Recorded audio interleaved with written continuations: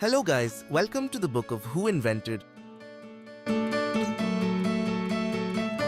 So have you ever wondered how would a book would be invented or how book came into this world? So come let's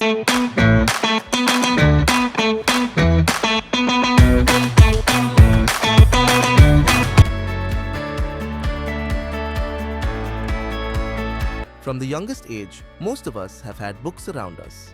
Our parents may have read us bedtime stories or brought us to the library where we can borrow books. We probably remember favorite books from our childhood.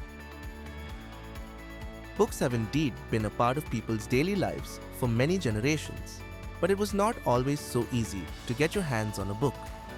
Did you know that the modern book, as we know it today, had to go through several makeovers to become what it is now? Today, the modern book is defined as a written or printed work consisting of pages glued or sewn together along one side and bound in covers. Different civilizations had their own ways of keeping written documents, starting with the Mesopotamians around 3500 BCE. The first settlers in Mesopotamia were known for making clay tablets on which they made markings using a triangle-ending instrument called the calamus, which was essentially the stem of the reed plant that had been sharpened to a point. These wedge-like writings, created by the calamus in moist clay, are known as cuneiform.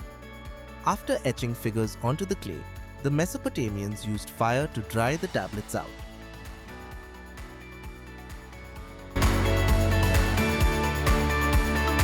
In Egypt, people extracted the marrow from papyrus reed stems.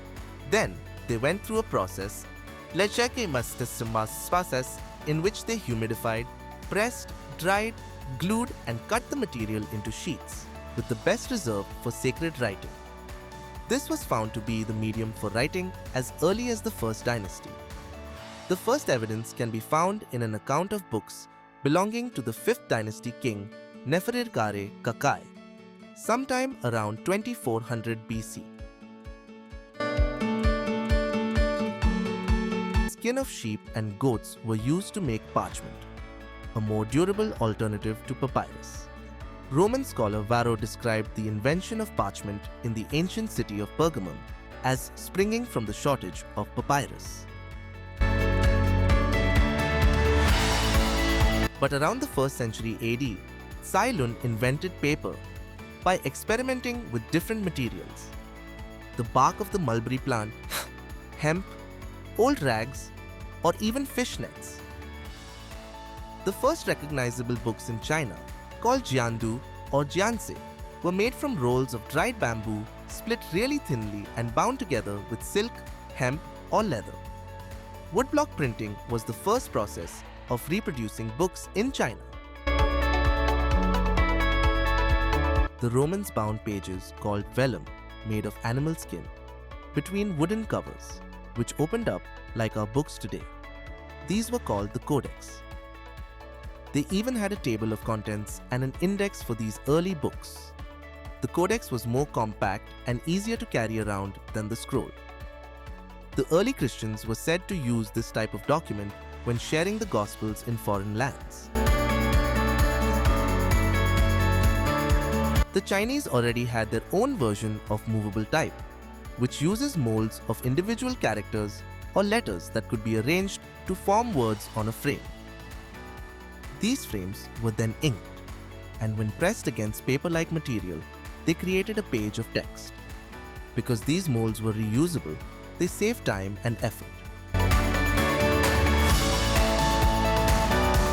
Then, in 1439, Johannes Gutenberg, using his metalworking skills, designed a methodical and reliable printing press that allowed for the mass production of books, and he is also known as the inventor of books which we know today.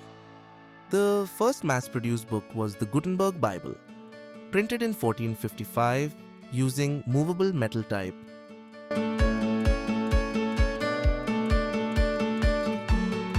The detachable paper jackets we love so much today came into the scene in 1834. The first book known to have this book jacket was The Keepsake, a collection of stories by Sir Walter Scott. The book jacket retained its look and design for about 60 years. Among a series of developments that occurred in the 1990s, the spread of digital multimedia, which encodes text, images, animations, and sounds in a unique and simple form, was notable for the book publishing industry. Hypertext further improved access to information. Finally, the internet lowered production and distribution costs. It is difficult to predict the future of the book in an era of fast-paced technological change.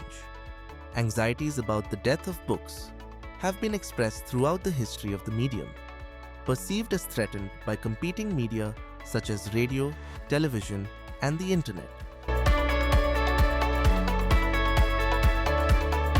In conclusion, The Inventions of Books is a story of collective human innovation, spanning thousands of years, and influenced by various technological and cultural advancements. Each step, from ancient tablets to the printing press, has contributed to the books we use today, making them one of humanity's most significant inventions. Thanks for watching. If you enjoyed this deep dive into the world of real-time technology and its inventors, make sure to hit the like button and subscribe for more content. Don't forget to ring the bell so you never miss an episode. Have thoughts or questions? Drop them in the comments. We'd love to hear from you. Until next time. Stay curious and keep exploring the minds that shape our world.